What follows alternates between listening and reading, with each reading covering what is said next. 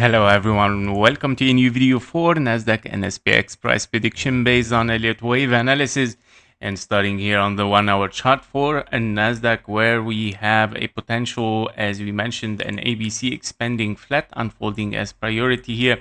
We are looking at a potential wave C that it's unfolding a 1, 2, 3, 4, and a 5, leading diagonal as expected today. Inside this blue box, we want to see further drops exactly in this precision, and this is exactly what we got.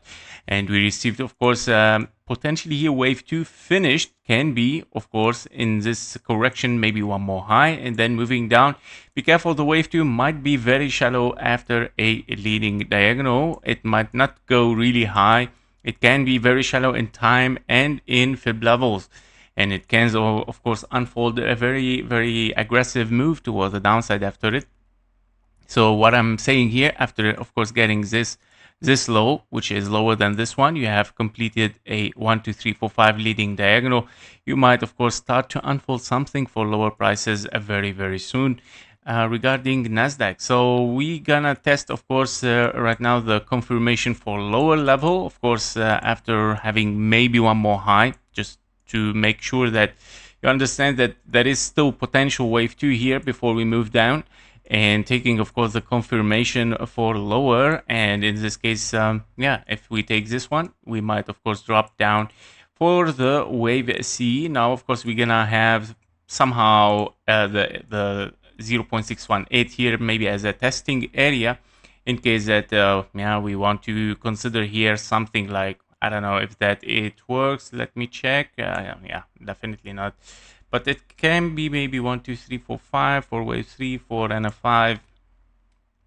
Hard to say, but you know me, I love to, of course, experiment and test, of course, any kind of a potential reversal. So when we come to this area, I'm gonna experiment as well, of course, this area. All right, the green box, which is the 0.618 here, that it might be probability, of course, for a 1, 2, but I doubt it very much. Okay, I doubt it very much. 1, 2, 3, 4, and a 5. Yeah, not really nice because of the wave 3, guys. Yeah, it's not looking, maybe it is 1-to-1, and that's why it's make it a little bit far possibility, which is not allowed wave 3 to be shorter than wave 1. Let me check anyway. If this is a wave 1, well, yeah, this is what I'm saying. It's exactly on the 1-to-1 fib level, which yeah, but you know, wave 3 has to be anyway. Has to be, well, what if this is your wave 3, 1, 2, 3, 4, and a 5? Oh, okay, that is different. And then having 4 and a 5, 1, 2, 3, 4, 5, that is double 1, 2 there. Yeah, even the wave 5 not really convincing. However, it doesn't matter because of this. Yeah, because of this and what it might be the possibility. Therefore, I'm gonna test this area so we don't have any risk for later on. So for the US 500, it is almost the same. As we mentioned, we have an impulse toward the downside here unfolding, finished potentially 1, 2, 3, 4, and a 5. Now this wave here is looking a little bit weird. It might be, of course, an ending diagonal here, a 1, 2, 3, 4, 5 for an ending diagonal wave 5. But this is a very huge one, right? So therefore, I think that the wave 5 is already done over there. 4, 5, 4, 5, you have double 1, 2. This is a big wave 4, yeah? So 1, 2, 3, 4, and 1, 2, 1, 2, 3, 4, 5, 4, 5, internally finishing. Now, this is your wave 1, this is your wave 2, and you would like, of course, to continue towards the downside. Now, if we get a fib level for a wave 2 here, did we took the 0.38? Yes.